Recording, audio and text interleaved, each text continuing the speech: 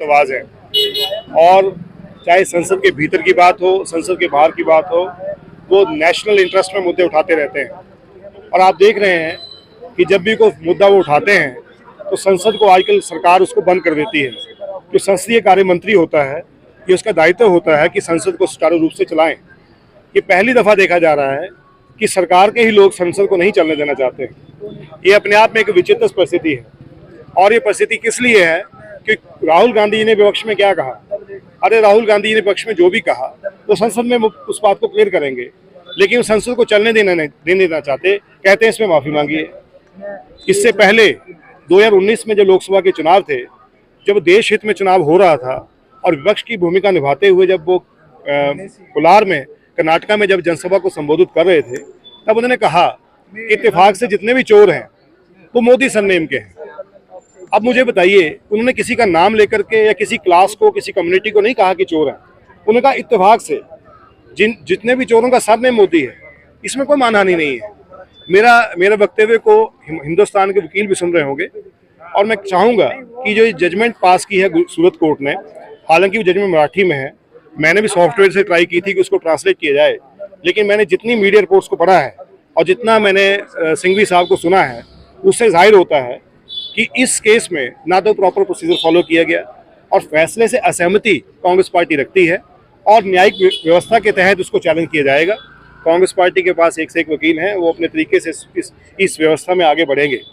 लेकिन मुख्य रूप से जब भी कोई आपराधिक डेफेमेशन का मुकदमा, मानहानि का दर्ज होता है और जो आरोपी है वो कोर्ट की टेरिटोरियल जुडिक्शन से बाहर का होता है, तो उसमें 202 की रिपोर्ट मंगाई जाती है।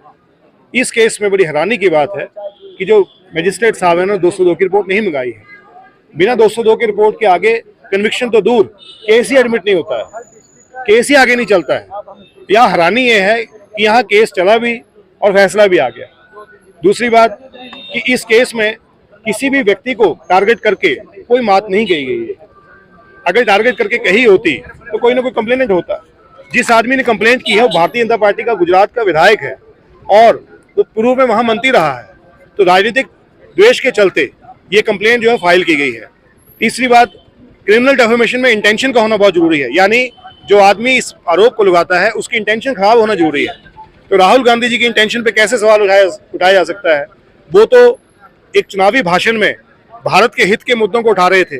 उनकी इंटेंशन डिफेम करने की क्यों होगी, उनकी इंटेंशन किसी को मानहानि करने की क्यों होगी। और उस वक्त भारत विपक्ष जो केंद्र सरकार है वो अपना देखे। नीरव मोदी जी देश से बाहर हैं, जो आपके माल्या साहब हैं बाहर हैं, आपके मेहुल चोकसी जी, उनको इंटरपोल का नोटिस हटा दिया गया है। तो जितने भी सरकार के जो प्रिय मित्र हैं, आज गौतम अडानी को ले लीजिए, जिस व्यक्ति के ऊपर संसद में सरकार को जवाब देना है, आज उस व्यक्ति को सुरक्षा पहुंचाने के लिए संसद बंद किया जा रहा है और आरोप बढ़ाया जा रहा है राहुल गांधी जी पर। तो जितनी भी बातें हैं, जो कानूनी मसला है उस पर तो असहमति हमारी है ही, और इसको हम आगे कांग्रेस पार्टी लीगल तरीके से भी और सड़कों पे भी दोनों तरीके से अपना असहमति जताएगी। लेकिन साथ ही साथ मैं कहना चाहूँगा कि राहुल गांधी जी की आवाज़ को ऐसा करके वो दबाएंगे नहीं। वो उन्होंने स्पष्ट कहा है कोर्ट के अंदर भी और कोर्ट के बाहर भी कि वो किसी भी रूप से इस वक्तव्य पे माफ़ी नहीं मांगेंगे, किसी भी रूप से, जिससे उनकी सत्यता, उनकी निष्ठा पे किसी तरह से सवाल नहीं उठाया जा सकता।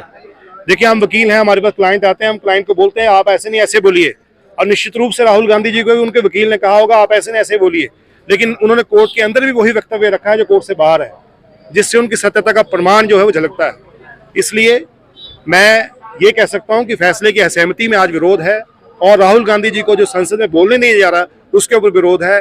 गौतम अडानी को जो बचाने का प्रयास किया रहा उसके आगे विरोध है। और नरेंद्र मोदी जी, आप राहुल गांधी से डरते हैं, यह आज साबित हो चुका है।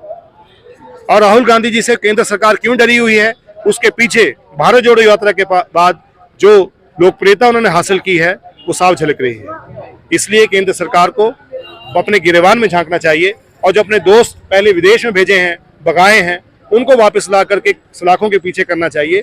जो लोग देश की इकोनॉमी को नुकसान पहुंचा रहे हैं उनको सलाखों के पीछे लाना चाहिए, ना कि अपने जो लोकतंत्र में जो आपके जो विपक्ष के साथी हैं उनको जेल भेजना चाहिए।